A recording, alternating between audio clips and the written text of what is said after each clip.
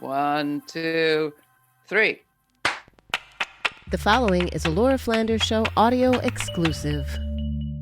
In 2022, the U.S. Supreme Court could overturn the landmark decision legalizing a woman's right to have an abortion called Roe v. Wade. In so doing, the court would be imperiling all women's freedoms and creating a new pipeline to prison for the vulnerable, just as the world is learning how counterproductive most incarceration solutions are. Today's guests argue that things could have been very different if the white-dominated so-called choice movement had paid closer attention always to all women's choices, or lack thereof, or if the anti-violence movement had rejected criminalization and incarceration as a solution to the violence in women's lives.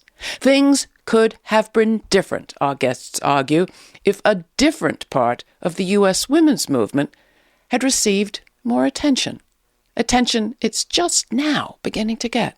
There's always been such a movement, they argue, because they were there. Today we talk to Black abolitionist feminist Beth Richie and queer Southern feminist Suzanne Pharr.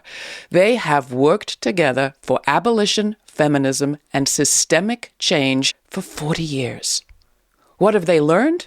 What is their message for us now when so much hangs in the balance?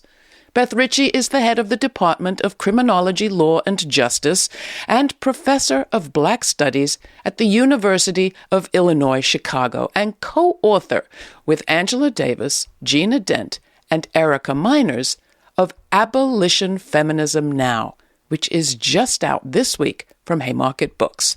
Suzanne Pharr, longtime Southern organizer and coach of generations of movements, has just released this fall her own critically important book called Transformation Toward a People's Democracy, which is out from Virginia Tech Publishing and available for free for all as a download.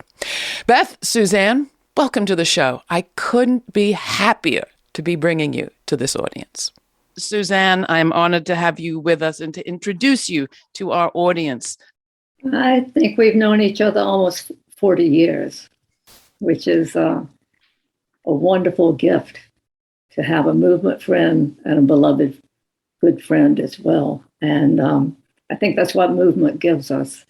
And we came together in the creation of a structure for what we call the battered women's movement, what we now call gender violence. An effort to end gender violence. There was the creation of an organization called the National Coalition Against Domestic Violence, and we were part of that. And we had just come out of the 70s at that time. This was in 1980, 1981, where, as you know, feminism was flourishing. And there was so much moving. There were the more conservative feminists who were sort of National Organization for Women, and then there were what some called the feminist socialists, but the lefty feminists. And what was rising in that simultaneously was a tremendous awareness that had come out of what I would call on-the-ground organizing, because it was with,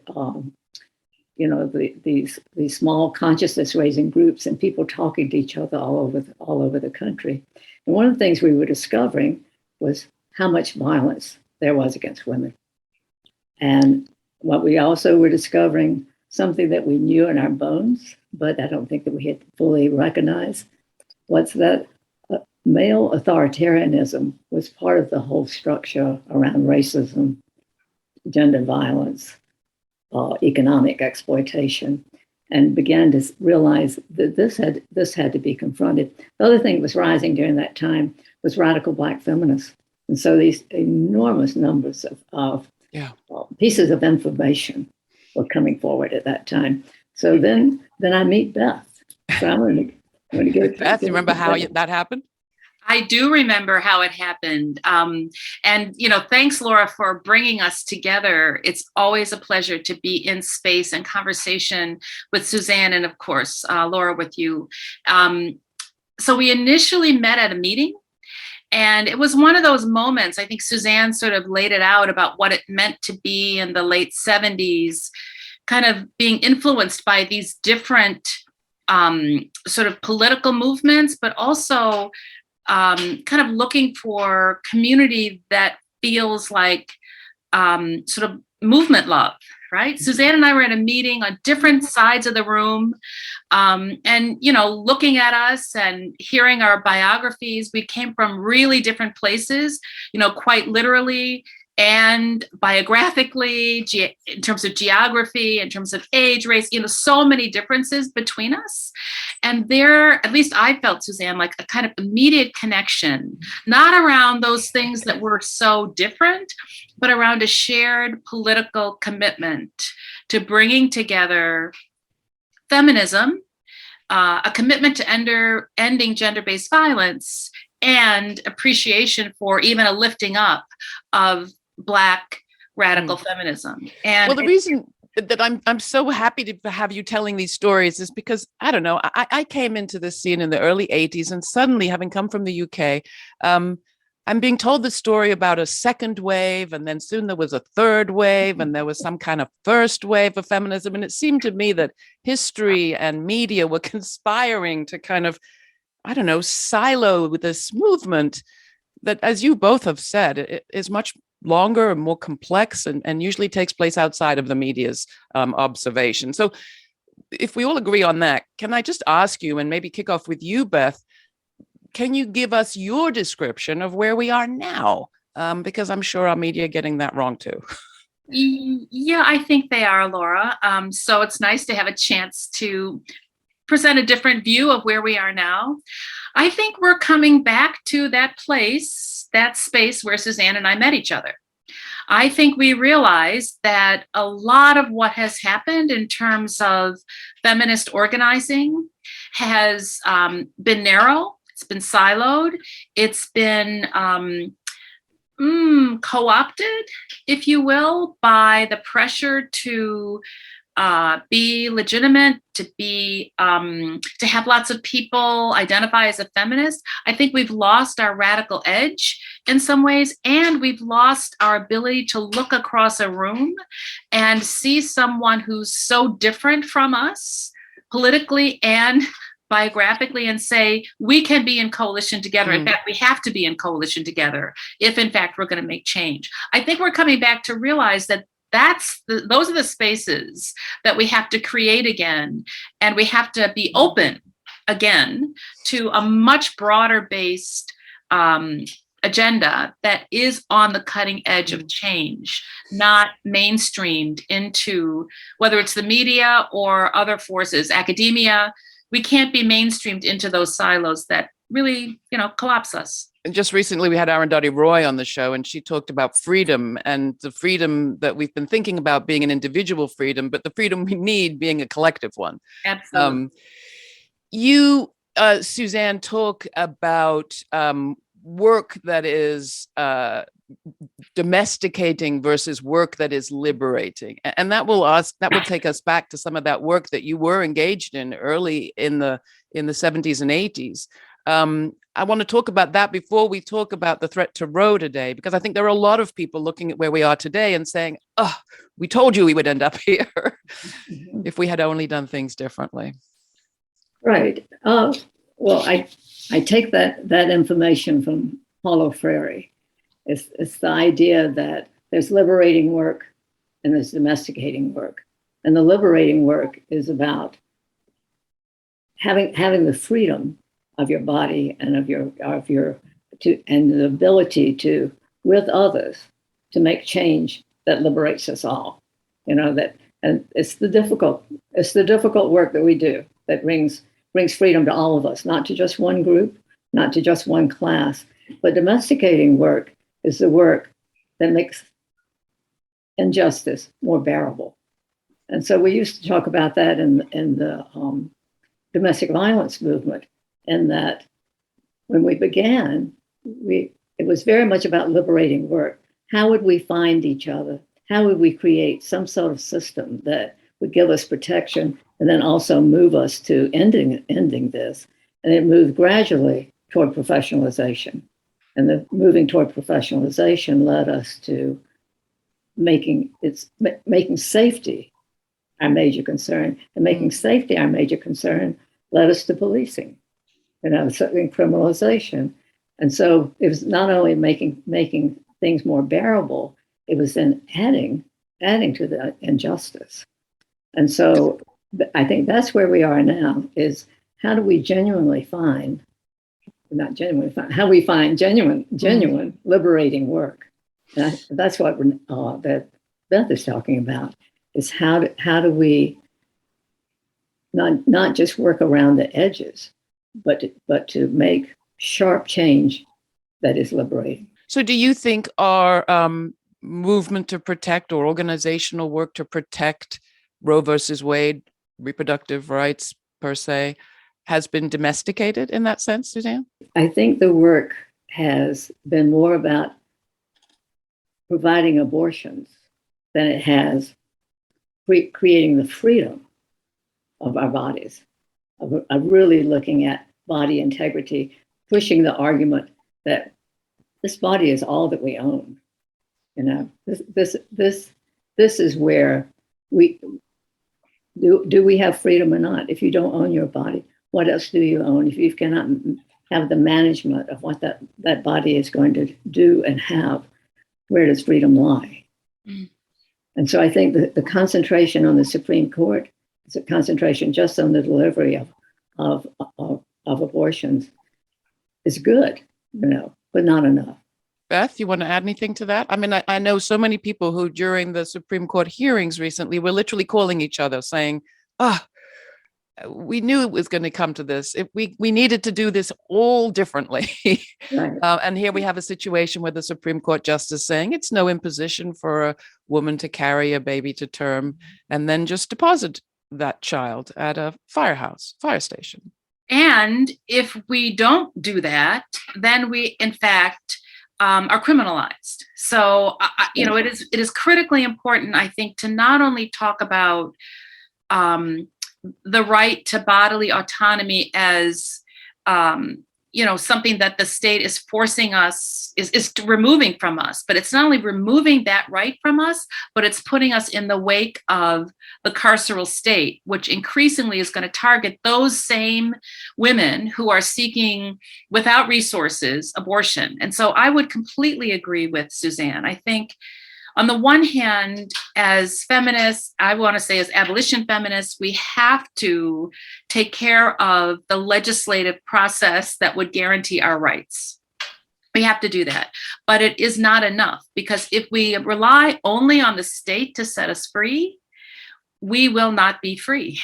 I mean, the state's interest in controlling our bodies and our money and our movement across borders and our everything about our life has to be part of what we think about as the feminist, the radical feminist, led by Black feminism, I want to say, agenda. So I think we have to be careful about what we think of as abolitionists as reformist reforms. How do we make the legislation a little bit better so that a few more women have access to abortion?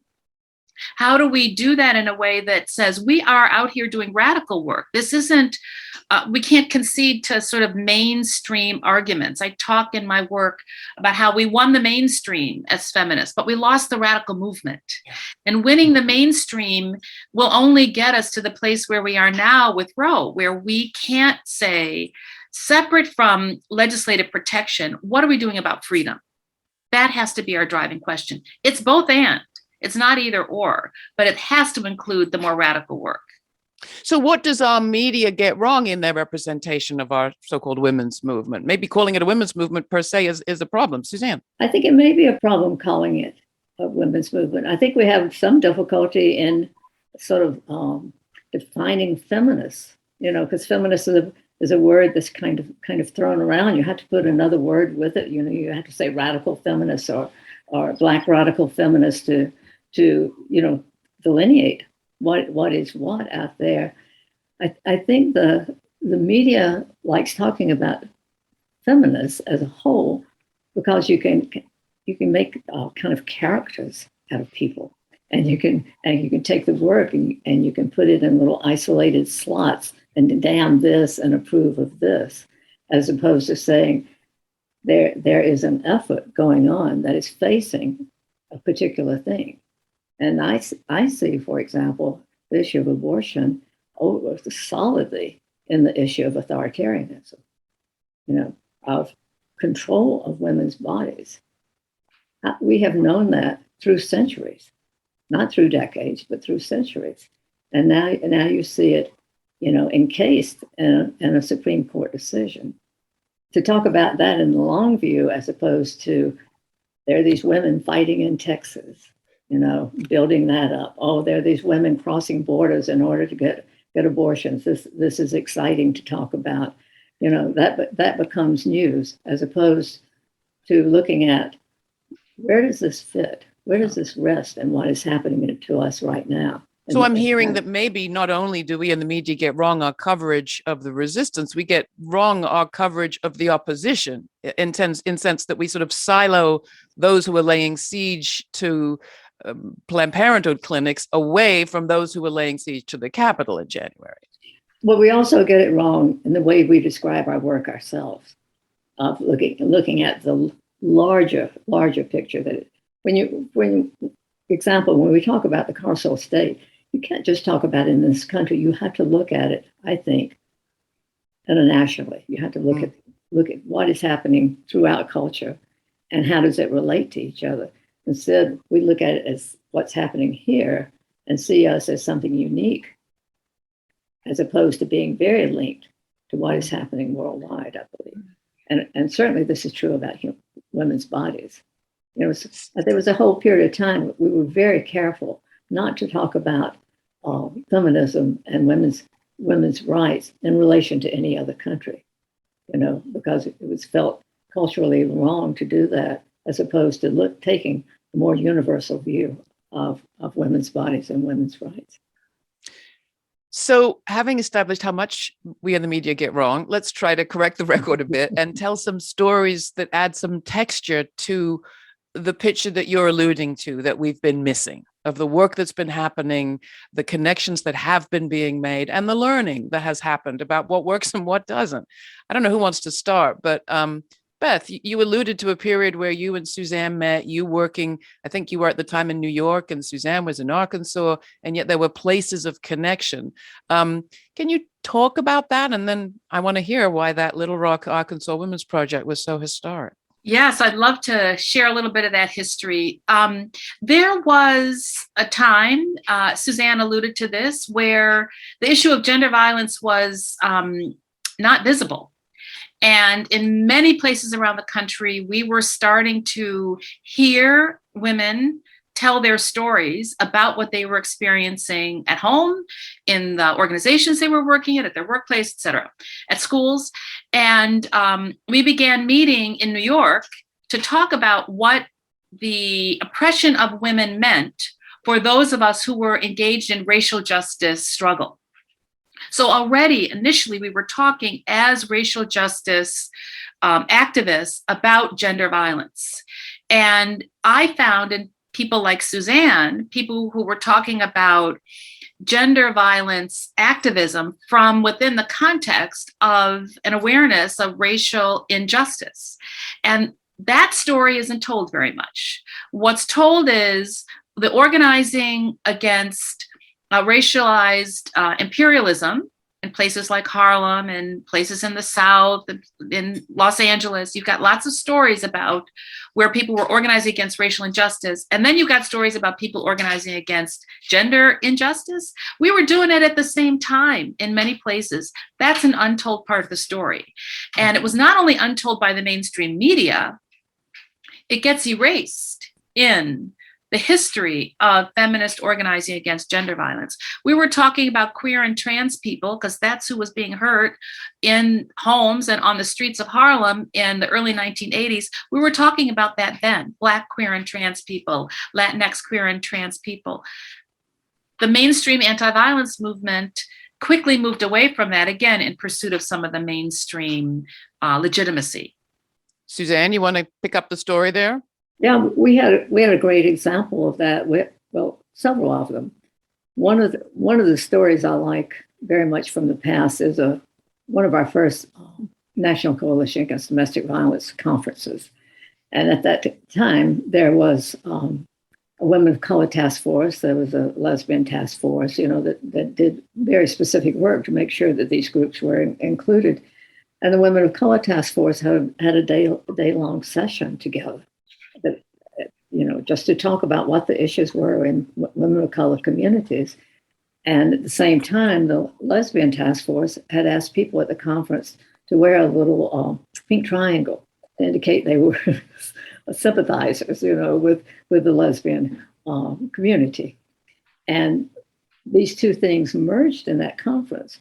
The women of color came from their conference into the main conference, and they came in with a tremendous sense of joy and power, because it had this whole day to be able to talk about those issues. And we had some of the best minds in the movement in the room, so people were, pumped up. And then there were the few who had on their little pink triangles that supported the lesbians there. And the white women, white straight women, who were greatly in the majority, I think there were maybe 1,200 people there, were horrified and felt like, and began using the language, there's going to no longer be a place for us in the movement. The very language that you hear today, this fear of whiteness being wiped out, and there's not going to be any power, any the white erasure that's going on now. And out of that, they said, well, we're going to withdraw from the National Coalition Against Domestic Violence, and that would have left us, in a mess with all these organizations withdrawing. So we created a little team to go into some of these centers, state coalitions in particular, to talk with them about it. And that's when we began very serious, conscious work on always talking about racism, sexism, and homophobia together, and did workshops for about 10 years on those all over the country to lift those connections up and put those always, in the same place as we talked about economic exploitation. But I want maybe Beth to talk about how that led into us having a fight out, a knockdown, drag out kind of fight with the Department of Justice, if you recall that, Beth. Yeah. I mean, part of what you hear Suzanne describing is really centering the leadership, particularly of women of color who were also queer, right? Because you couldn't be in both meetings at the same time. So I have a visual memory of a movement of people walking from one space to another space and sort of looking behind and seeing all of the Black and brown, led by queers at the front, but Black and brown women behind us, walking to the lesbian task force saying, we got to work together here. And the rest of the world out there, which was the rest of the attendees at the conference, had to listen to us. And the more we said, you have to let our stories lead. Our analysis is the one upon which revolution has to be built. Our experiences have to be incorporated into every policy, every strategy. The more we said that, and the more people joined in that movement, I mean, quite literally like the walk, the movement, the more white women who were striving for legitimate power, white, straight, middle class, women with professional degrees, felt threatened. Not only did they feel threatened, they started to feel support from places like academic research centers, mainstream funders, and the federal government. And those people were not having it. So we were at a meeting having this discussion when we were well poised to get a grant from the Department of Justice, who said that work around gender violence is important, but you can't include lesbians as part of the target population in your brochure. I mean, it was really like at the granular level. You can't use the word lesbian in any document that's produced by the Department of Justice. So there were some people who said, okay, cool. We could just say women, right? And just wink, wink, expect that everyone knows that, queer, non-binary, lesbians are women too. Or we could say, we're not going to do that. We are not going to step back from this place that we have arrived at through hard work and disagreement and struggle. We're not going to step back from that. And we're going to turn that grant back. And in fact, that's what we did. Yeah. Now, you have to hear that at the same time, we thought, but turning that money away means that some hotlines aren't going to be answered. Some people are going to need a shelter bed and there isn't going to be one, right? I mean, we were well aware of the individual consequences, both to programs and to people. And we didn't do that carelessly. In fact, we said, if we're going to do this, what are we going to do to replace the resources that we're going to lose? But we felt it was critically important to stand with our politics. Not everyone agreed with that. In fact, there was major fallout. I think some people are still in disagreement about that. I think we still see that, right? Mm-hmm. There was a big split. Mm-hmm. But standing with your politics, I mean, this is a lesson for organizing today around Roe and everything else. Standing with your politics is how you build movements, how you build a base. Well, these are the stories that you tell, many of them in Transformation. Now, your book, Suzanne, and I think for people who are just trying to follow along and understand, wow, this stuff was happening, I had no idea. Can you just give us a sense of where you think we could be now if we had gone in the route that at that time those movements and those organizers that you were working with were advocating, and the price perhaps that's been paid for some of the detours we've taken as organizers, which is some of what you write about in the book? I think that we would have had to face lack of funding, and that was a very, very big thing. Excuse me. And what Beth is telling, though I remember one more thing about that, Beth, which was also racism. Oh yeah. They made us keep out of the text, that we couldn't use those two things, homophobia and racism. But people wanted acceptability and wanted to be able to make change within lines that allowed funding to come, whether from the government or from foundations. And I think that we moved into a nonprofit age. We were already moving into that from the 70s into the 80s, and we moved very strongly into a nonprofit age. And that I don't think that you can really build a movement from within that framework. There's this insight, which I'm sure we'll talk about later, and its power always talked about that you can't build a movement within that framework. You can do many good things, but I think it led us to do very cautious things, to do the more domesticating things than liberating things.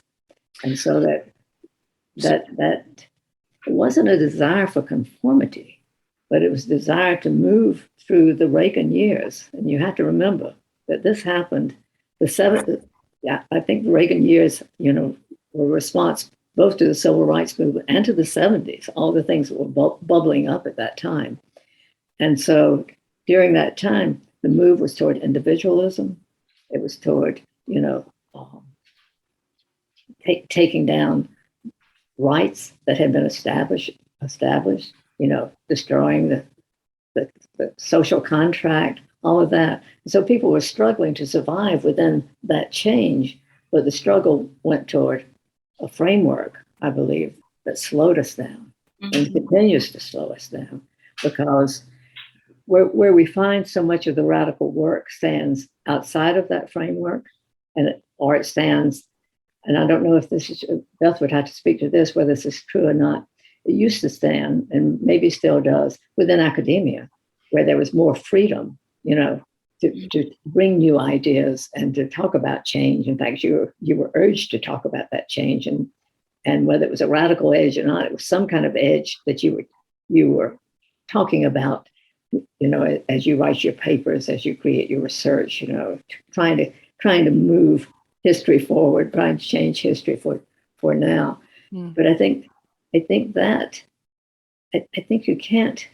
you can't talk about this without talking about the economy, the living under capitalism, and way that we have folded much of our desire and much of our will to that pressure of living in a capitalist culture.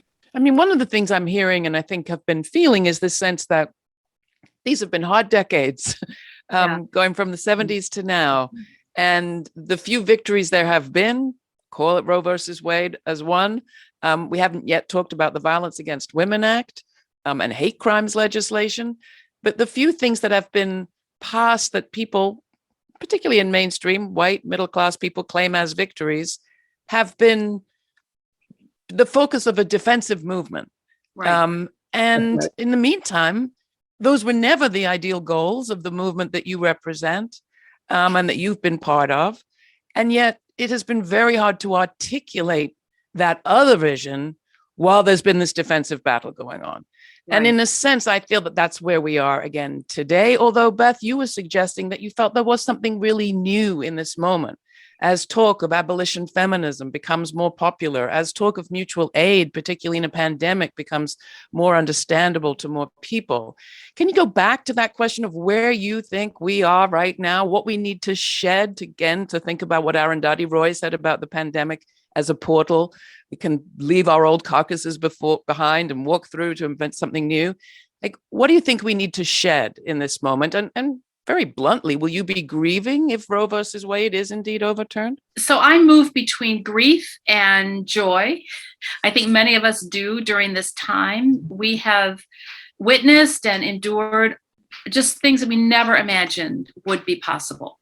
And that's the good and the bad news, I think, Laura. Like, on the one hand, I feel like we lost our ability to look at state violence as part of gender-based violence over the years. I think that's led to an increase in mass criminalization and incarceration. I think the anti-violence movement had something to do with that because we didn't critique carceral responses. In fact, we aligned ourselves with the criminal legal system. We accepted, or the anti-violence against women movement accepted, that the solution to violence against women was incarceration of people committing violence. More policing, more surveillance, longer sentences, domestic violence courts, all of those things, the Rape Shield Act, all of those registries, sex offender registries, all of those things that might create moments of immediate safety for a person in crisis, but ultimately feed and fill up the spaces of carcerality that work against us. And that meant that we weren't in a position to work in solidarity with reproductive justice movements or healthcare movements for all people that would have left us in a very different position around COVID, or with anti-violence organizations, so that when there was a racial justice uprising, anti-violence folks should have been at the front of the line of those protests, right? That we siloed ourselves because of our alignment with carceral solutions. And I think that's one of the consequences of a less rigorous analysis of what gender violence looked like. And I'm using that historically because I think we're back now. We're not all the way back, but I think we're coming back. I think the racial reckoning around policing, although I think it focused in the last few years very much only around men and boys and cisgender people, more specifically, I think we see all kinds of work to say we have names too, right? Kimberly Crenshaw's work, the leadership of people on the ground saying, survived and punished, love and protect, saying there are women, there are trans people, queer people, non-binary folks who are as affected by police violence as anyone else. If we can get the analysis to be broader, then I think we can have a coalition that says we need to fight for Roe, we need to fight for masks, we need to fight for a different relationship with other countries that we are continuing to invade and control. We need to fight against racialized capitalism, and anti-violence work as a method, as a theory, as a practice should be at the front of that. And yet I think we have siloed our work. I think it's changing. I really do. And I think one of the reasons it's changing is because there are organizations like Insight, like Gen 5, like organizations all around the country, creative interventions, I could name them. We talk about them a lot in Abolition Feminism now, that are really, they're not winning their campaigns all the time, but they're struggling and fighting and bringing a different kind of analysis, a different kind of opportunity to organize. Suzanne? I think that we're in a place where we have to kind of protect and defend and build at the same time. I think it's not just a fight that's here. There's a lot of protection that we have to do, but we really have to build. And I don't think we can build in the way we've been building.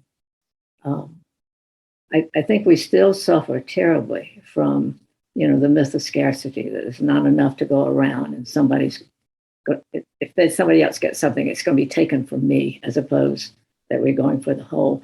So I do think that we're at this great moment of the possibility of seeing us as a collective, seeing our lives as terribly linked to each other. For example, in COVID, this idea that I may not have it, but I could carry it to you, that interconnectedness of that we ask people to see. But I think we're going to have to shed a lot. And a lot of that is going to have to be in the realm of competition. I think you can't build movement with groups in competition with each other. And that's one of another things that the whole nonprofit industry brought us, is competing for money. And then you make your work compete with each other. So you got two levels of competition there that make you not join together to make something larger. We're at the point that we have to join together or die, and not just because of COVID. But how do we make those alternatives, and why was the Arkansas Women's Project historic? Well, that sets me up to say, oh, we had the answers, but that's not quite true. But I think it was historic because, one, and starting in 1981, that we were determined that we would work on against sexism, against racism, and economic exploitation, and we would always combine those three.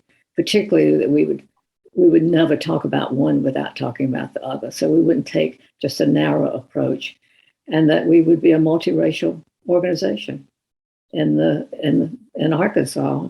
And it was unique for here, but it was certainly unique also for the elsewhere in the country.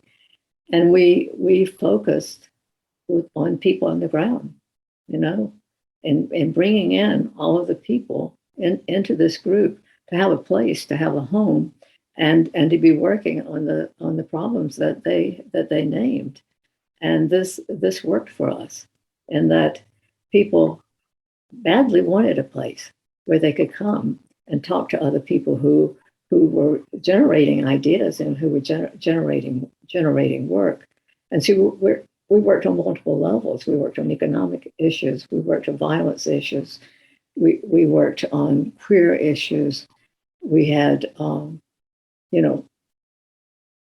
very small staff, but we had people on the ground leading things as well, and making a community of people. And I think our best example of that was when we created this program called the Women's Watch Care Network. And this grew out, I think, of understanding violence through the women's anti-violence movement. It taught us so much. I can't tell you, it was a learning school for us. But coming out of that, there were two things happening. One, the right wing was rising and becoming more and more visible in Arkansas. And so we were monitoring that. We connected ourselves with the Center for Democratic Renewal in Atlanta, and we were monitoring the Klan, exposing not just the Klan, Posse Comitatus, the skinheads, the Covenant Sword, Arm of the Lord, and exposing them to the public, and also trying to protest against them. So that was happening on one hand. On the other hand, we were seeing violence against all kinds of people. So we thought, well, it's not just the far right. It's the racial violence. It's the violence against women, violence against queers, violence against religious minorities. So we said, well, we should be monitoring them. Why don't we just deal with the far right? That's not the biggest issue. Everyday lives, those are the biggest issue. And so when we monitored those, suddenly we realized we set up little groups around the country, the whole state. So they sent us newspaper clippings of what the violence was. And we didn't accept any information except clippings because we knew that people wouldn't believe us. That is the only way we knew to make it authentic. And so when we got those, we created a report. And what we found was far more women were experiencing violence. We couldn't even report it. And so we decided we'd report only the murders of women because they were so extreme. Yeah. And we wrote a report where we gave every detail: her name, where she was killed, how she was killed, who killed her, whether the children were there, whether her body was abused, whether she had clothes up, all of those details. Then how it ended up. Did this person go to jail? Did they ever find the person? All of that. And then we gave it back to the public. And so people developed a tremendous consciousness of the kind of violence that women experience. And so I think the answer to your question is work on the ground. Yeah. I think that will lead us through this. I really encourage people to check out the book, Transformation Now, and the download is available free, because you have an important distinction that you make there in the area of hate crimes, to talk from the individual to the system, to the society that maintains the regimes of violence that we're really talking about. Whereas our media likes to talk about the individual at the end of that long chain and their goodness or badness or evilness, and let's lock them up. Beth, you talked about Insight, Women of Color Against Violence. Do you want to just give us a little thumbnail of how they work and what's the learning of that organization for us in this moment? Well, in some ways, it picks up very much on the history of the Women's Project that Suzanne described. It was very clear to us, meaning women of color activists in the anti-violence movement, that our training, technical assistance, urging, negotiating was not creating the radical movement that we wanted anti-violence work to be. And in particular, the focus on individual incident-based cases of abuse was not getting to the systemic problems that you just mentioned and that Suzanne talked about. So we began to meet really out of frustration.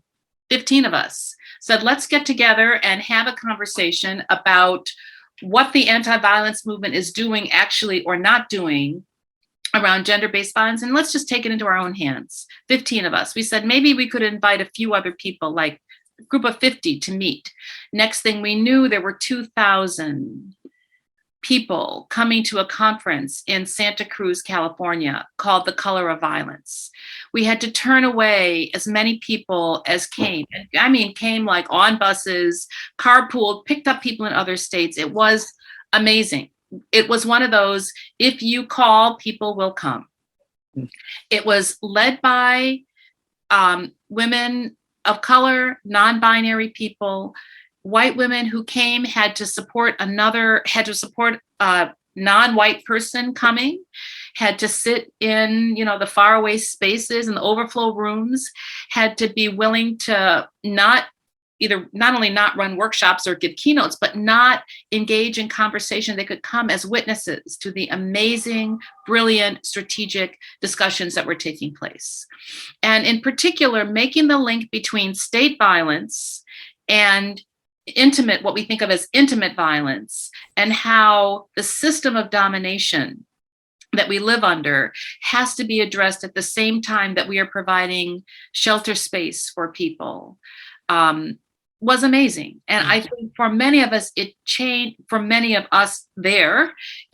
reinvited us into the radical part of anti-violence work, but it changed the landscape. And I would say that the radical work we see now happening among young activists all around the country, in fact, in other places around the world, is motivated not by Insight itself, but by a reframing of the work. And that's what I think will grow.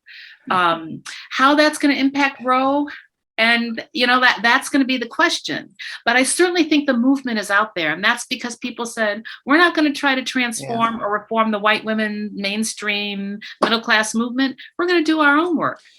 So what about those white women, Suzanne? You sort of regret in your book that consciousness raising didn't continue. And I have to say, I think you put your finger on something there, that somehow we stopped, or a process stopped that could have continued to make all of us a whole lot smarter. White women perhaps particularly needing of that. Well, actually, ironically, one reason I think it stopped is because it needed to, in the form that it was, because it was white women. So it wasn't at a place where there were relationships where it was interracial, or where not necessarily so many Black women were focusing on that, because we were focusing on a different kind of survival, at that time. So I don't know all of the reasons, but I think a lot of it was about race, that they sort of faded out because it became a recognition of, this is a bunch of white women sitting around, often of the same class. But the method was what worked. And we used it in the anti-violence movement, in that, and when people came into shelter in the early days, that was what you did. You sat down and you basically asked 4 questions, what happened to you? That you moved them through understanding that they were not alone, that this was happening to other people, and they were able to put it in a context of our society, and then realize, well, geez, if this is the case, then we need to do something about that. But I think right now we need something like those consciousness raising groups, and created from a different source, in a different way, where you have a larger variety of women in them, and talking very seriously about how we survive collectively. And we need them, because if there's anything we need right now, it's connection, connection and community. And maybe it's just in very small spaces that those happen at first. Because I think that's how the consciousness raising groups, how they evolved. And I think we borrowed those from the left, coming into the women's movement. But if we don't find those ways to connect, we will always be in battle at every level, at the level of just our interpersonal relationships, and at the level of our little communities, our society, and certainly in our movement work, we're going to stay. If our organizations don't connect, I don't see much hope. Yeah. If we have nonprofits, that's one thing. But for them not to connect, that I think is virtually criminal. That we're using all of this money that comes in the names of people who suffer, in order to fight each other to become bigger nonprofits, and to have a bigger name and a bigger sort of base and whatnot, and therefore get more money. You can see I'm very taken with this whole idea of how we, as movement people, participate in capitalism, in the way in which we run these organizations, and the way in which we either work together or we don't work together, or the way we compete with each other. You've laid out so many of the pitfalls that we've fallen into, many of our organizations. And certainly I hear the failures of our media to do that job of connecting anyone to anyone, except perhaps on the right. Talk to those who say, okay, all this is very good, and you're doing important grassroots work that will pay off in generations. But right now, my hair is on fire because our rights to an abortion hang in the balance. We have an election coming up. We just need to vote for the least worst, and the planet's on fire. So we need powerful organizations because we can't make change against climate change in our hometowns. I hear that kind of anxiety and urgency all the time, especially from white people. Can you address it as we come towards a close? And how do we do this work of liberation and transformation for everybody in these moments that feel so grave? Suzanne? Well, I think you have to work in the place you are. That's one, particularly as white people, because we're dominant, and in most places in terms of population. Let's take the South. We may not even be the dominant number, but we are dominant in that place. This is a place where, one, you support people of color in order to, and they're moving forward and taking positions of responsibility. But it's time to also work in place in terms of taking those responsibilities yourselves. People need to be right in the middle of public schools right now, right in the middle. Lots and lots and lots of white people fighting for what kind of education that is provided to our children. And we've allowed the right to take that domain with all of this foolishness, that it's doing. I call it foolishness, but it's taken very seriously, and it's crumbling the system that we have around education. So, hometown, wherever you stand, to take on these efforts. But I think it has to be not only what are we preventing happening to our schools, but what are we changing our schools into? Our schools need to be community schools, made up fully of the communities that they serve, the leadership of the communities they serve, and dealing with the culture and history that is broad for those communities, for this country, for the world. That we have that responsibility. And so I think we get fearful because we think the work is too big, the issue is too large. The issue is right here. It's right in your front yard, whether that front yard is a street or whether that's a country farm that of the front yard. That is where the work is. And I think we can take critical places that we know we absolutely have to have in order to have democracy. One is free public education. Another one is free public libraries. We have to fight like hell for those. And we have to have health care for our people. And that cannot be health care that is tied to money, that if you don't have money, you don't have it. I mean, those are the things you can fight for right where you stand because they're in your community, wherever you live. Beth? Yeah, I would agree with all of that. And I think for me, these feel like emergencies, but in fact, there's a long history both of how we got to where we are and resistance against those forces. And I think one thing we need to do is understand this is long-term struggle, even though there's a vote coming up, right? And we need to be able, therefore, to think of a long-term strategy and a short-term strategy. We need to try to win, and we need to put all of our best thinking and our best organizing toward winning whatever the campaign is. And we need to think long-term, how does this campaign fit within a broader agenda of creating the world we want to live in? Mm-hmm. That's the abolition piece. What is it that we want beyond fighting for rights or putting out fires? But what broader issues of change do we want to be involved in? And once we sort of give enough energy to both of those spaces, I think we need to recommit to on the ground, grassroots, local support like Suzanne described. I mean, yesterday's consciousness raising is today's mutual aid, in some ways. That's right. And it means that we have to find ways to put ourselves in the space of caring for each other, building communities. And I think, when people hear building communities, they think building in Black and brown communities where building communities everywhere. If one thing we've learned is that isolation can lock you down and sort of tear apart a fabric that you assumed was there, even if you didn't use it. So all people need to be reminded of how important communities are for our life and work to build ones that we want to really live in. It is repeatedly said that the definition or one of the sort of core credos of the abolition feminism movement is the belief that another world really is possible.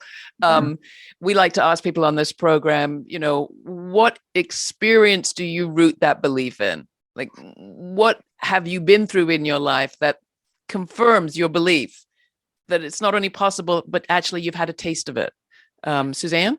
Well, I could say a number of things, but one is around queerness, to go from being a potential felon to having some freedom, not everything that one would want, but to see that shift can change, that you can move from some place in which you feel forced to be totally invisible in my lifetime to my age now, in my 80s, to see that there's space for people to breathe, who are queer, who are transgender, non-conforming. That to me is a line of possibility. Beth? I would say, two things. One is, for me, the kind of everyday abolition, the ways that people are keeping each other safe, the way that we have campaigns that women are coming out of prison when they were, sentenced to life for saving their own life. And they're coming out and they're being held by small groups of people, some formal and some informal, and saying, you're ours now. We got you. We're not going to let that happen again. We took care of your kids while you were there. Welcome home. And home is a different kind of place than the one you left, where you were so badly hurt, right? So I see small acts like that. I mean, that's not small, that's big, right? But they don't sort of appear like as abolition news, but we are taking care of each other. Yeah. We really are. And I see the campaigns against criminalized survivors as one example of that. All around the country, we're doing that. And I think the other place, Laura, is really where we started, that Suzanne and I, for 40 long years, have not only done work, but we've changed the work that we've done. We've gone back and redone some things that didn't work out so well, that we've brought other people into the community of our friendship, that we've celebrated each other's lives as well as supported each other's work. I think that's I don't often think of friendship as resistance, but I do think that there really is something about the possibility that our relationship with each other represents for people. Yeah. And that's why I so appreciate you inviting us both to be on the show, because I think that there is something here about what the possibility is. A lot of people would have said, that's impossible. Those two, no. My parents would not have thought it was possible, for example, that a white Southerner from Little Rock, Arkansas could be, one of my dearest friends. They wouldn't have thought it was possible, but look at where we are. Well, I think we should tell more of these stories more of the time. So we will continue to commit to that. And I want to thank you two so much for being with us. We need to end with just a technical thing of I need to say thank you so much for being with us. A pleasure. Thank you. Thank you so much for having us.